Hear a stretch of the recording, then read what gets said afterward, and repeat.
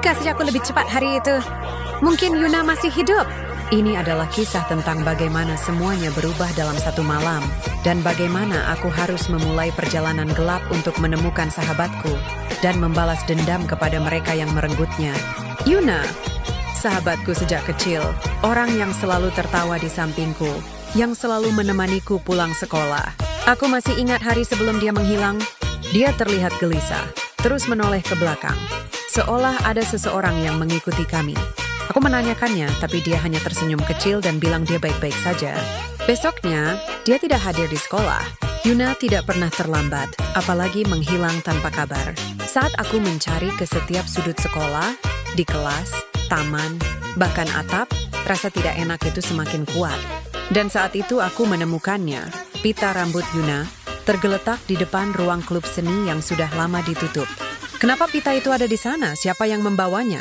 Dan mengapa ruangan itu terasa seperti memanggilku? Aku seperti mendengar bisikan samar, tapi sekolah sedang sepi.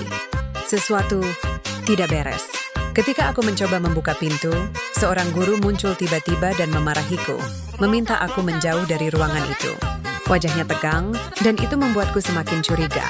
Aku pergi ke rumah Yuna dan mendapati ibunya menangis sambil menunjukkan sebuah surat ancaman. Hentikan penyelidikanmu. Yuna aman selama kau diam. Melihat tulisan itu membuat dadaku panas. Apa yang sebenarnya terjadi pada Yuna? Saat aku keluar dari rumahnya, aku melihat seorang pria berjubah hitam mengawasi dari jauh. Aku mengikutinya, dan dia menuntunku ke gang belakang sekolah sebelum menghilang tanpa jejak. Di bawah pohon sakura, aku menemukan simbol aneh, seperti lambang organisasi rahasia. Semua ini direncanakan. Malam itu aku kembali ke sekolah dan memaksa membuka ruang klub seni. Jadi dalamnya aku menemukan sesuatu yang membuat tubuhku gemetar. Foto Yuna, catatan eksperimen, dan tulisan besar yang berbunyi, Proyek Rekonstruksi Manusia, Subjek Nagar 12, Yuna.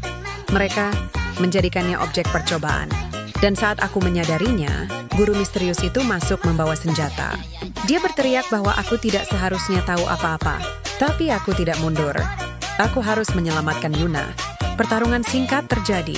Dan sebelum kabur, guru itu berkata, jika ingin menyelamatkan Yuna, datang ke laboratorium bawah tanah. Aku mengikuti petunjuk itu.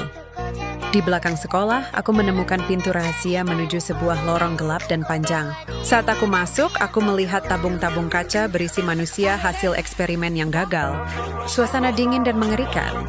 Dan di tengah ruangan, aku melihatnya. Yuna terjebak di dalam tabung, lemah tapi masih hidup. Aku memanggil namanya dan air mataku langsung jatuh. Tapi sebelum aku bisa menyentuhnya, guru itu muncul lagi, kali ini menggunakan armor yang membuatnya semakin berbahaya.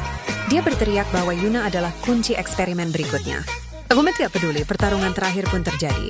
Aku mengerahkan seluruh tenagaku, seluruh rasa marah, takut, dan sakit yang kupendam, sampai akhirnya dia jatuh.